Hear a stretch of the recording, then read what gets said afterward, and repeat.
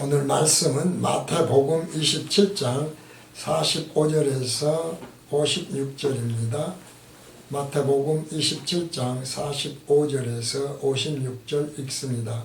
제6시로부터 온 땅에 어두움이 임하여 제9시까지 계속하더니 제9시 즈음에 예수께서 크게 소리질러 가라사대 엘리 엘리 라마 사박다니 하시니 이는 곧 나의 하나님 나의 하나님 어찌하여 나를 버리셨나이까 하는 뜻이라. 거기 섰던 자 중 어떤 이들이 듣고 가로되 이 사람이 엘리야를 부른다 하고 그 중에 한 사람이 곧 달려가서 해융을 가지고 신 포도주를 머금게 하여 갈대에 꿰어 마시우거늘 그 남은 사람들이 가로되 가만두어라 엘리야가 와서 저를 구원하나 보자 하더라. 예수께서 다시 크게 소리 지르시고 영혼이 떠나시다.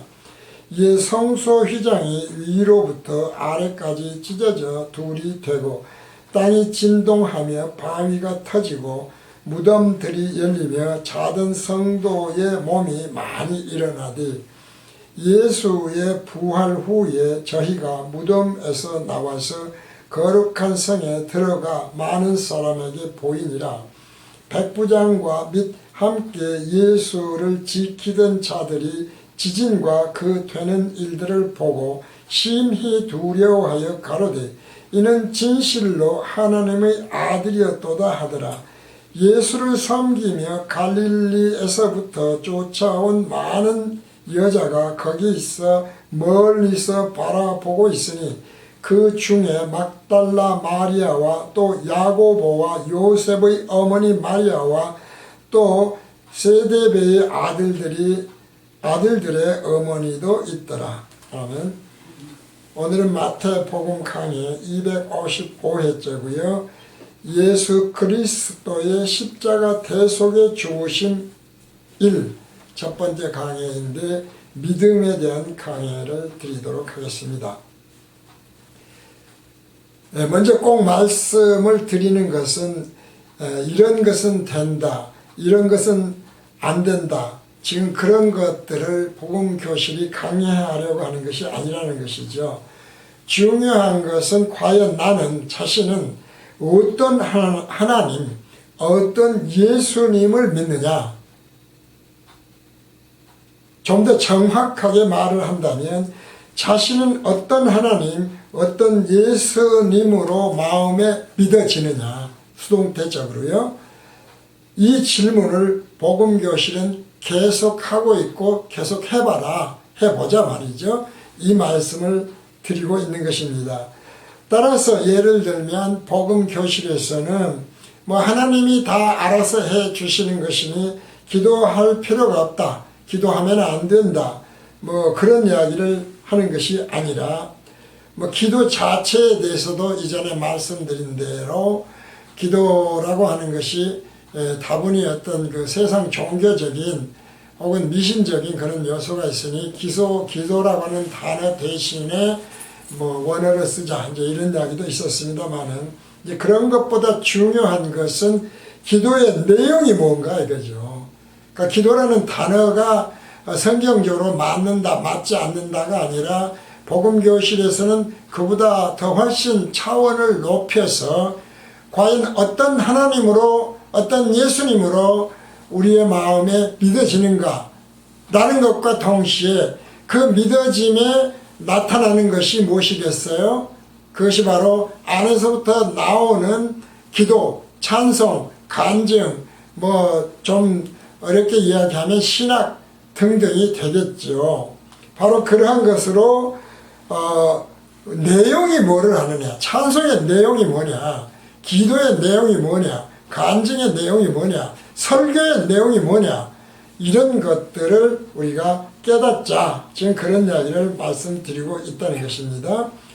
그러니까 결국은 자신이 하는 기도의 내용이 예수님이 깨닫게 하시는 진리와 복음을 깨닫고 하는 기도냐, 찬송이냐, 간증이냐, 책이라고 그런다면 책을 썼느냐, 하는 그러한 것들을 말씀을 드리고 있다는 것이죠. 그래서 사실은 찬송이나 간증 같은 것들을 할 때에 예수님이 깨닫게 하신 것이 아니라고 한다면, 우리가 어려서 언어를 배울 때 사실은 정확한 표현을 못하지 않습니까? 그거는 괜찮아요. 어린 믿음이니까. 그런데 생명이 있어서 죽지 않고 살아있는 우리가 생명체인 사람이 잘한다고 그러면 점점 생각이 달라지고 말이 달라지고, 그래서 부모에 대해서든 세상에 대해서든 여러 가지로 보는 것이 달라져요. 그것을 복음교실은 늘 성장, 생명이 있는 자는 반드시 성장을 해야 되고, 그 다음에 하나님은, 예수님은 왜 마지막 때 추수한다, 거둔다 라는 말씀을 하시는가? 열매를 거두기 때문에 그렇다. 그러니까 열매가 결국은 무엇입니까? 우리가 뭐 전도를 해다가 교회 데려다 놓았다, 그런 전도의 열매, 그런 이야기를 많이 하지만 그게 아니고, 가장 중요한 게 우리 마음으로부터 나오는 입술의 열매예요. 그것이 하나님이 옳게 여기시는 의의 열매이냐 아니냐, 하나님이 거두시는 건 그런 거다 이 말이죠. 그래서 사람이 아닌 성령에 의해서 거듭남으로 성령이 맺게 하시는 열매냐 하는 것이 성령의 열매다, 이런 것을 말씀드리지 않습니까? 따라서 그 열매가 성장을 해서 결국 하나님이 마지막 때 기뻐하시는 열매, 그러니까 예수님이 심판하셔서 기쁨으로 하나님의 그리스도의 왕국으로 집어넣을 수 있는 열매, 백성, 하나님의 자녀로 성장해 있느냐, 지금 그거거든요. 그렇게 하기 위해서는 우리가 입술의 열매를 생각한다면 어떤 찬송을, 어떤 기도를, 어떤 간증을, 어떤 신학을, 우리 어떤 설교를, 복음성가도 마찬가지겠고요, 하고 있느냐, 어떤 책을 보고 있느냐 라고 하는, 책은 뭐 여러 가지를 볼 수 있지만 그 책에서 과연 나는 기독교 진리와 복음을 깨달았다고 하는 것이 분별이 되느냐 안 되느냐, 이 말씀을 끊임없이 드리는 거예요. 굉장히 중요하죠. 성숙해서 장성한 그리스도인이 되면 예수님의 제자들처럼 하나님이 데려가셔요. 이렇게 복음교실은 생각한다는 것이죠. 믿음이 어린 때와는 달라진다. 그렇다면 기도의 내용도 달라진다 라고 하는 것입니다. 이런 점을 인식을 하면서 복음교실에서 정론불변의 진리의 중요성을 왜 계속 말씀드리는지 생각을 하면 강해가, 복음교실 강해가 흥미가 있게 되고, 그러나 이렇게 간단히 지나쳐 버릴 수 있는 그런 말씀도 가끔 드립니다만은, 무슨 그 기차를 타고 관광객이 지나가 버리는 식으로 볼 것이 아니라 정말 내려서 깊숙이 목적지니까요, 그 복음교실의 강의를 듣고 깨닫고 아멘을 하게 될 것이다 라는 것입니다. 그러니까 그냥 지나가 버린다 그러면 그 자체가 아직 자신의 영은 어린 영이다, 성숙한 영이 아니다, 이렇게 생각을 보시면 됩니다. 그래서 이제 종론불변의 진리를 왜 자꾸 말씀드리냐면, 종론이라고 하는 것에서 아멘을 했으면 어떠한 이유로도 강론, 즉 그것이 찬송이 되었던 설교가 되었던 등등입니다. 말씀드린 대로 하나님이 기뻐하시는 열매를 맺으려고 한다고 그런다면, 입술의 열매를 맺고 의의 열매를, 성령의 열매를 맺으려고 한다면, 총론에서 아멘하는 것은 강론으로 홀이라도입니다. 정말 털끝만큼이라도 변질시키면 안 된다. 그러면 총론이 뭐냐? 왜냐하면 총론에서 예수를 믿는 사람, 아마도 저는 물어보진 않았습니다만 유대인들도 똑같을 거예요. 총론에서 하나님은 전능자이십니까? 전지하십니까? 창조주이십니까? 거룩하십니까? 의롭습니까? 등등을 물어본다고 그럴 때 아니라고 할 사람이 누가 있겠냐 이 말이죠. 다만 예수님에 대해서는 우리는 그리스도인으로서 예수를 믿는 자들이니까 예수님이 길이요 진리요 생명입니까? 예수님만이 길이요 진리요 생명입니까? 라고 물었을 때 구원받는 여러 가지 길이 없다 이 말이죠. 오직 예수 그리스도 외에는 그리스도가 없고 구원받는 길이 없다, 방법이 없다 라고 하는 것을 안다면 그것에 예수를 믿는 사람 중에 아니라고 대답하는 사람은 없다는 거예요. 그런데 강론에 오면 달라지고 기도에 오면 달라져요. 왜냐하면 왜 우리가 기도를 할 때에 염려를 합니까? 일용할 양식. 우리가 예수님은 그냥 그렇게 표현을 하셨지만 무엇을 입을까 무엇을 먹을까 하지 말라 이 말이죠. 왜 그런 걸 하셨을까를 왜 그렇게 하지 말라. 하루의 일은 하루의 근심은 하루의 걱정은 하루도 족하다고 하셨을까. 이것을 늘 생각을 해봐야 돼요. 그런데 하여튼 적어도 제가 만나본 사람들은 총론에서는 다 똑같다니까요. 그런데 강론에 조금만 들어가면 전부 달라요. 전부. 그래서 심지어 지문처럼 다르더라 이렇게 말씀을 드릴 정도인데요. 왜 그것을 증거할 수 있는가? 기독교 안에 왜 이렇게 수많은 교단 교파가 있고 이단들이 있고 또 이단들끼리도 전부 나눠져 있는가를 생각하면 된다 이 말이죠. 그렇지 않습니까? 분명히 예수님, 하나님, 성경 다 하나예요. 그렇다면 진리도 하나고 길도 하나예요. 구원의 방법도 하나예요. 그런데 왜 달라져요? 결국 총론에서 아멘한 것을 강론에서 변질, 변개시켜서 그렇다라고 하는 것을 끊임없이 말씀을 드리고 있어요. 목사님들이나 기도에 대해서 믿음에 대해서 어떻게 생각하냐고 물어보면 그런 말들을 해요. 믿음에 대해서 물어보면 죄사함에 대해서 물어보면 예수님이 우리의 모든 죄를 사해 주었다고 하는 것을 조금 더 구체적으로는 과거, 현재, 미래의 모든 죄를 사해 주었다고 하는 것을 나는 믿습니다. 그렇게 이야기를 해요. 그러면 왜 예수님의 죄가 모든 것이 다 사해졌다, 우리의 죄가 사해졌다고 믿습니까? 라고 하거나 아니면 앞에서 말한 대로 정말 그것이 마음으로 믿어지십니까? 왜 그러냐면 이제 구원판에서 그런 걸 많이 물어보지만 그러면 다 사해졌으면 지금 목사님은 혹은 누구는 죄를 짓습니까? 안 짓습니까? 그러면 바로 죄를 짓습니다. 누구나 또 대답하죠. 총론이니까요. 그러면 죄를 지으면 죄인입니까? 아닙니까? 그러면 대개 주저주저 하다가 죄인입니다. 그 죄인인데 어떻게 죄를 다 사해줘서 눈처럼 헤어졌다고 하십니까? 그렇기 때문에 우리는 지은 죄를 회개해야죠. 통해 자복해야 됩니다. 라고 토로 들어온다 이 말이죠. 그런데 늘 말씀드리지만 예수님의 그러면 대속제물은 온전한 대속제물입니까? 아닙니까? 왜냐하면 예수님은 하나님이십니까? 아닙니까? 총론에서 물어보면 예수 믿는 사람은 누구나 다 하나님입니다 라고 해요. 하나님은 온전하시니까요. 온전한 대속제물도 믿어요. 그런데 그런데 그 십자가에서 2000년 전에 이미 다 이루셨는데 그것을 안 믿습니까? 도로 죄인이라고 그러고 통해자복합니까? 하면은 그때부터 다툼이 일어나기 시작을 해요. 조금만 깊이 들어가면요. 실제로 그런 것을 저는 너무 많이 응답을 했어요. 그리고 또 흔히 많이 있는 게 정말 많습니다만은 자신이 한 기도에 대한 응답을 받았다는 이야기를 많이 해요. 근데 그 기도의 응답이 지금도 인터넷 안에 들어가서 보셔요.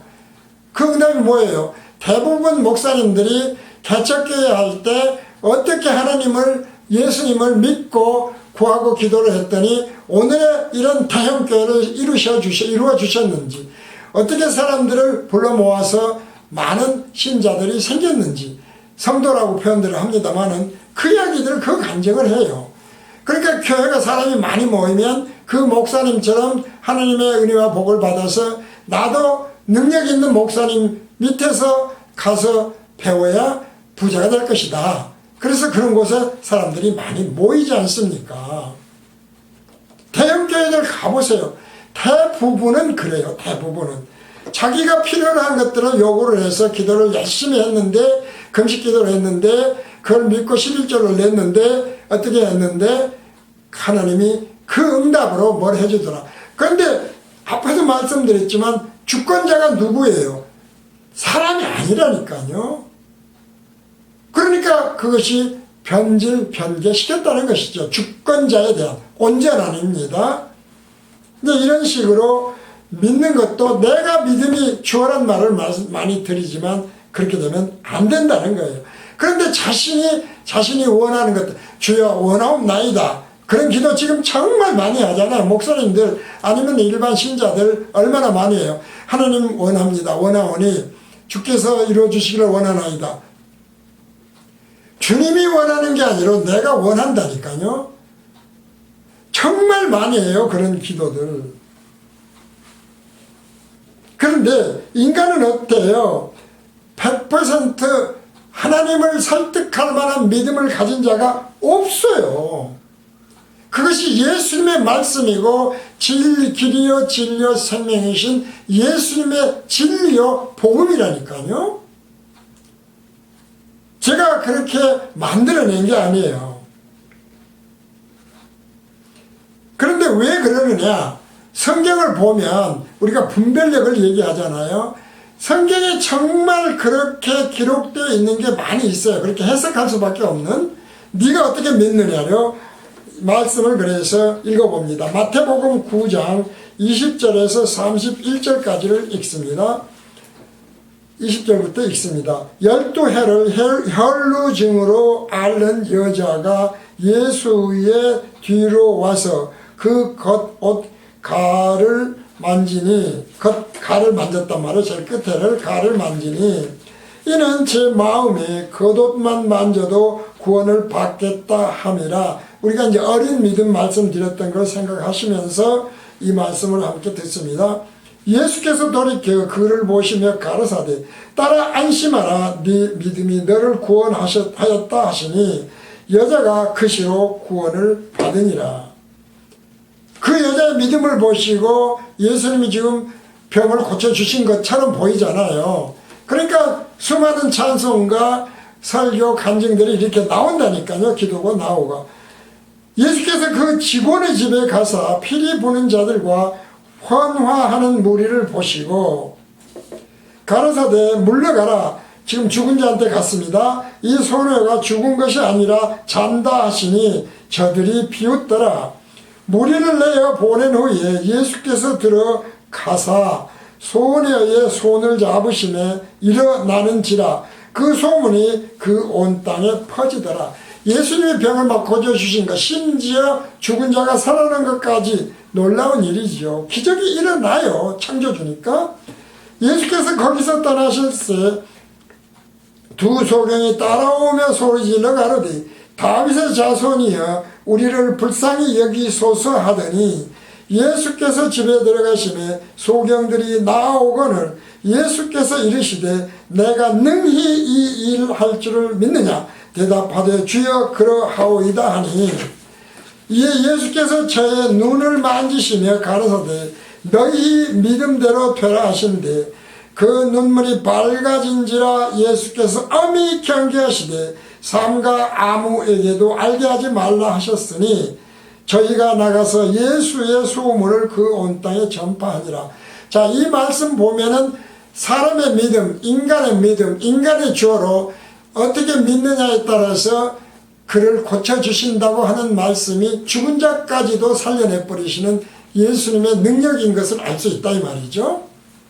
그러니까 늘 말씀드리지만 총론에서 아멘한 것은 강론에서 변질시키지 말라고 하는 것은 성경에 다 있어요. 있는데 총론에서 아멘한 것은 그렇게 해석하지 말라는 거거든요. 예수님이 말씀하시는 믿음이 무엇인가에 대해서 사람을 주어로 하는 믿음이 아닌 수동태의 믿음인 것인데 성경을 보면 그렇지 않게 되어 있는 것처럼 보이니까 혼동을 일으킨다.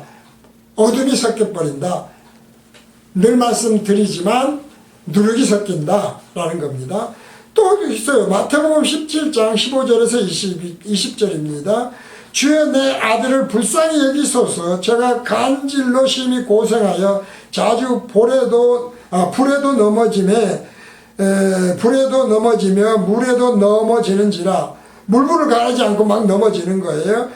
내가 주의 제자들에게 데리고 왔으나 능히 고치지 못하더이다. 예수께서 대답하여 가라사대 믿음이 없고 패역한 세대여, 내가 얼마나 너희와 함께 있으며 얼마나 너희를 참으리요. 그를 이리로 데려오라 하시다. 이에 예수께서 꾸짖으시니 귀신이 나가고 아이가 그때부터 나으니라. 가라사대 너희 믿음이 적은 영혼이라. 왜 병이 안 나느냐 하면 너희 믿음이 적어서 그렇다. 진실로 너희에게 이르노니 너희가 만일 믿음이 한 겨자씨만큼만 있으면, 겨자씨 하나만큼입니다. 한 겨자씨만큼만 있으면 이 산을 명하여 여기서 저기로 옮기라 하여도 옮길 것이요 너희가 못할 것이 없으리라. 그런데 실제로는 뭡니까? 지금 이 말씀에서 그러니까 믿음만 있으면 무엇이든지 된다. 죽은 자도 살아난다. 뭐가 걱정이냐? 기도할 수 있는데 뭐가 걱정입니까? 라는 말씀처럼 들리지만 결과적으로 무슨 말씀이에요? 우리가 청론에서 아멘한 것은 강론에서 홀이라도 변질변개시키지 말라는 말씀으로 받아들이면 하나님만 하실 수 있는 거예요. 예수님이 왜 이것을 해줘요? 하나님이심을, 메시아이심을 알게 하시려고. 그 말씀이 누가복음 17장 5절에서 10절에 있는 말씀이거든요. 먼저 있습니다. 사도들이 주께 여짜오되 우리에게 믿음을 더하소서 하니. 자, 전제가 뭡니까? 우리에게 믿음이 있다고 생각해요. 겨자씨가 아니라 뭐 축구볼보다 더 큰 어마어마하게 큰 믿음이 있다고 생각할 수도 있겠죠. 그러니까 예수님이 뭐라고 그러십니까? 주께서 가라사대 너희에게 겨자씨 한 알만한 믿음이 있었다면 이 뽕나무들을 뿌리가 뽑혀 바다에 심기우라 하였을 것이요 그것이 너희에게 순종하였으리라. 이 말씀은 결국 깨닫고 보면 제자들이 생각하는 것처럼 믿음이 있어요 없어요? 겨자씨 한 알만한 믿음도 없다는 거예요. 만약에 있으면 그렇게 될 거라는 것이죠. 근데 없다 이 말이죠. 그러니까 예수님의 제자들이 못 고치는 것도 당연한 거다 이 말이에요 사실은. 근데 믿음이 없어서 그런다고 생각하고 병이 고쳐지니까 귀신이 쫓아내지니까 아 내가 하나님의 자녀가 되었구나라고 권능을 받았다고 생각하고 그러지 않습니까? 그런데 뭐라고 그랬어요? 귀 쫓아내는 걸로 기뻐하지 말라 이 말이죠. 생명책에 기록되어 있는지 아닌지가 중요하다. 그 말씀이 그 말씀이거든요. 그래서 다시 그 앞에 있는 말씀을 봅니다. 예수께서 실족의 문제입니다. 예수께서 제자들에게 이르시되 실족케 하는 것이 없을 수는 없으나. 그렇죠. 당연히 실족할 수밖에 없어요. 우리는. 있게 하는 자에게는 화로다. 저가 이 작은 자 중에 하나를 실족케 할진데 차라리 연자맷돌을 그 목에 메우고 바다에 던지우는 것이 나으리라. 실족계가 하는 것이 얼마나 무서운 것인지, 정론불변의 진리에서 벗어나는 게 얼마나 무서운 것인지 생각해야 되죠. 너희는 스스로 조심하라. 만일 네 형제가 죄를 범하거든 경계하고 회개하거든 용서하라. 만일 하루 7번이라도 네게 죄를 얻고 7번 네게 돌아와 내가 회개하노라 하거든 너는 용서하라 하시더라. 자, 인간의 관용성, 종교적 관용성, 사랑, 은혜 등등이죠. 용서에 대한 말씀을 하셨는데 마태복음에서는 뭐라고 그래요? 마태복음 18장 21절에서 24절입니다. 다시 말씀드립니다. 총론에서 아멘한 것은 어떠한 이유로도 강론으로 변질시키지 말아라. 인간은 주어가 될 수 없다. 온전해질 수 없다를 생각합니다. 그때에 베드로가 나와 가로되 주여 형제가 내게 죄를 범하면 몇 번이나 용서하여 주리이까? 7번까지 하오리이까? 예수께서 가라사대 내게 이르노니 7번뿐 아니라 70번씩 7번이라도 할지니라. 이러므로 천국은 그 종들과 회개하려 하던 어떤 임금과 같으니 회개할새 1만 달란트 빚진 자 하나를 데려오매, 그대로 뭐 이어지는 말씀도 어느 정도 아실 거예요. 1만 달란트가 얼마나 큰지도 알고요. 그러니까 결론은 사실은 뭐예요? 할 수 없다는 거예요. 용서할 수 없다는 거예요. 너희가 믿음이 없다는 거예요. 너희는 온전하지 않다는 거예요. 너는 주어가 될 수 없다는 거예요. 구원도 하나님이 시키지 네가 뭐 전하고 말고 해서 되는 게 아니라는 것이죠. 그냥 우리는 쓰임 받는 거다. 이것이 지체다. 이것은 일관성을 가지라는 것입니다. 그래서 마태복음 강의 오늘 255회째 예수 그리스도의 십자가 대속의 죽으심이라고 하는 것, 예수 그리스도께서 성경 전체는 그리스도의 대속이고 부활이고, 그리고 하나님 신천신지 새하늘과 새 땅에서 영생하는 나라 생명이거든요. 그것을 첫째 시간 믿음과 연결을 해서 오늘 강의는 여기서 마칩니다.